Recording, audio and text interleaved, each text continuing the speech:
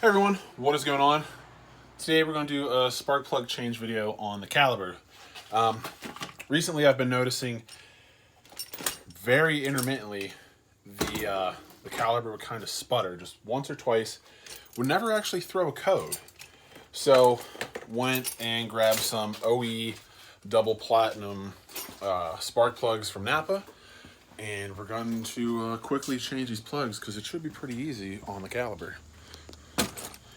So first thing I do, this plastic cover is just popped on with a few little clips, which I'll show you once I get it out.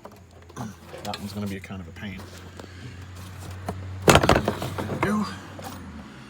Now we got 4 Torx to pull out the coil on plug,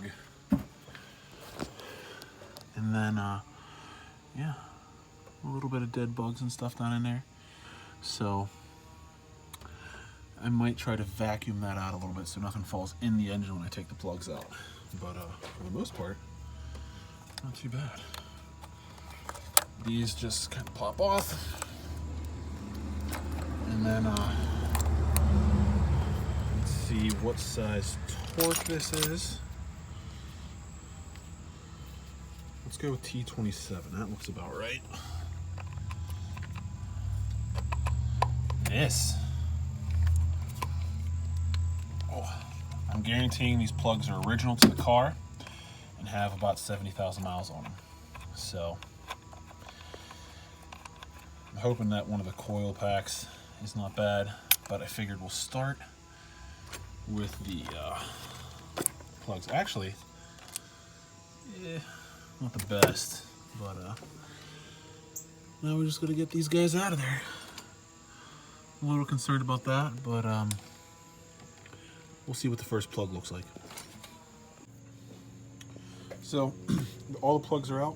Just needed a 5/8 spark plug socket, and yeah, they're not really oily or anything, but those got to be probably the originals, I'm guessing. And those electrodes look really beat. Let's pull out one of the new Champions. I'll have to, well, first one I pulled out, look at that, smashed.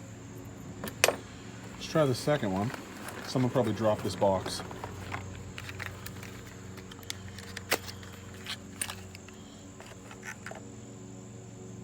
Yeah, look at that, this box got smashed. Well, look at that. Every single one is touching. These should be pre-gapped. So I'm gonna have to look up the factory spark plug gap real quick, fix those, and then we can compare them to the old ones. So went gapped with a .050. The book recommends 48 to 53, 048 to 053. And as we can see, that's nice and tight. This is huge. I bet that's probably almost .060. We'll test that real quick. .060? Oh yeah. Maybe it's even bigger. Let me try 080. Oh, that's not 080. Focus.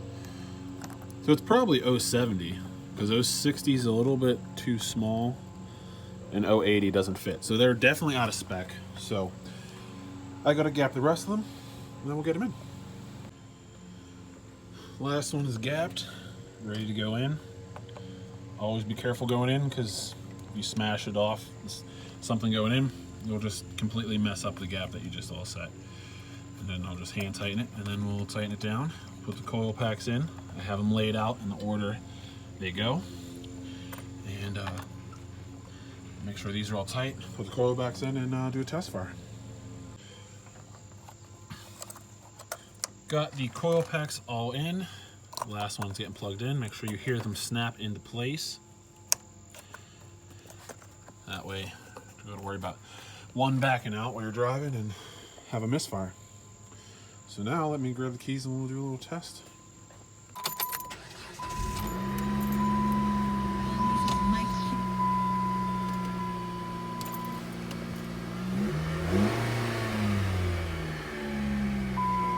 Definitely sounds like it's idling better.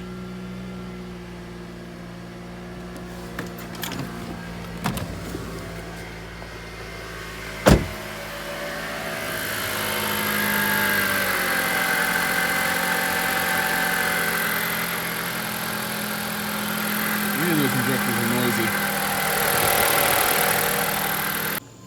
So that's basically it. Something real quick to do. That's all you really need is a torque set and a what was that, 5/8 spark plug socket with a 6-inch extension and a ratchet. That's about it. And real easy to do. You may want to get yourself a gap tool, because if your spark plugs are either dropped in the box or not pre-gapped, you're going to need to fix that. But that should definitely help.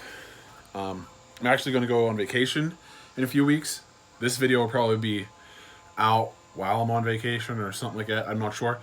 But I'll let you guys know what the new plugs got me mile per gallon wise, because the old ones with the car fully loaded got me like a half a mile per gallon under the EPA rating on the car for the highway. So we'll see what the new plugs do now that they're fresh, because I have a feeling these are original. So these can all go in the trash. So that's it. I'll keep you guys updated. Until next time.